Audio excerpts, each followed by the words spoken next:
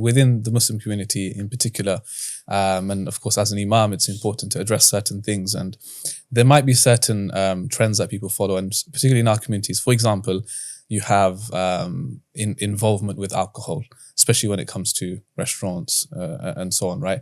Involvement with alcohol and things. A lot of people don't, they've been doing it for years, and unfortunately sometimes it's our elders maybe getting caught up in these things, right? And whether it's alcohol for some, I think for the younger generation, it might not be alcohol, but it might be riba, interest, getting caught up in this, right?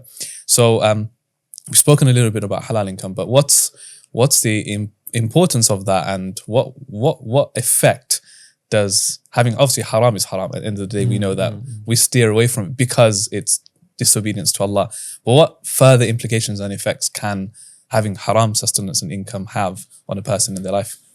It's absolutely, fundamental that a person, there is the hadith that says طلب العلم فريضة على كل مسلم, that seeking knowledge is an obligation upon every single Muslim. Yeah. And the meaning of that hadith is that the amount of knowledge that you require to be able to practice your daily life while being a Muslim, for you that amount is fard. So if someone is not a businessman, they don't have to know all the masail of transactions and trading. But if you want to become a business person, if you want to acquire wealth, if you want to do trading, etc., then you have to know the rules and regulations. Right. Otherwise, you would not be able to do it according to how Allah Azza wa Jalla has commanded it in the Quran and the Sunnah, and etc. So therefore, one of the key things that you'd learn in any kitab of buyu', a chapter of trading and transactions in a business, is things that you must avoid. Of them is that which the mal that you can trade is called malun mutaqawwam, that something that has got value according to our religion. So things which are not mal mutaqawwam is not an upright asset, if you like. Things like alcohol, things like pork meat, meat that's not been stored in the correct way, and so on. There are other examples. You must avoid these because first of all, you've committed a major sin, a major sin by engaging in that transaction, and the money that you've acquired through that is haram. And the food that you buy with it is therefore also by extension also haram. And there's a hadith of the Prophet Muhammad that says a person is extending their hand in dua to Allah, saying Ya Rab, oh Allah, oh Allah, and his income is haram, and his food is haram, and this is haram, and how is Allah going to answer that person? Allah says, وَإِذَا سَأَلَكَ عِبَادِي عَنِّي فَإِنِّي قَرِيبٌ. If my servant asks about me, then I'm very close. I'm willing to understand to answer your du'as. أُجِيبُ دَعْوَةَ الدَّاعِ إِذَا دَعَانِ. I will answer your du'as. فَلْيَسْتَجِيبُوا لِي.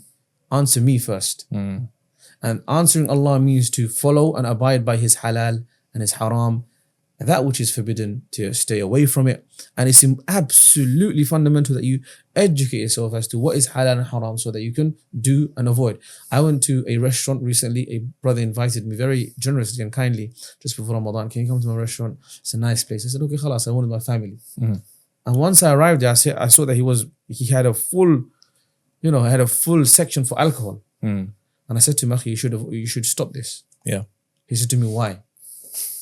So the point is that he had no idea what's wrong with it.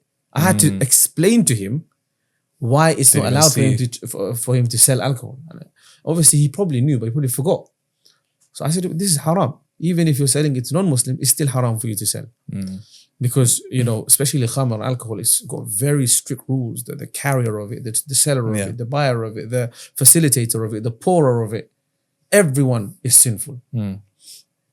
And it's haram for everybody to be involved in any way, shape or form. So I would say that as a Muslim, if you really want barakah, blessings of Allah, if you want to be successful, then, we first of all agree and admit and confess that Allah is the owner of all affairs. Allah is the sustainer. Allah is the maintainer. And if you want Allah to grant you and bless you, then you must seek it from Him. And a key requisite of seeking it from Him is to abide by His rules and regulations. And in order to abide by His rules and regulations, you must know His rules and regulations. So therefore, beloved brother or sister who is willing to or wants to become a business person, wants to make money, wants to do trading, wants to do this and that, stocks, etc., whatever you're going to do, right? Crypto, find out and educate yourself, learn and acquire knowledge on the rules and regulations of this field that you want to be involved in, so that Allah will bless you and so that you can avoid haram, inshallah.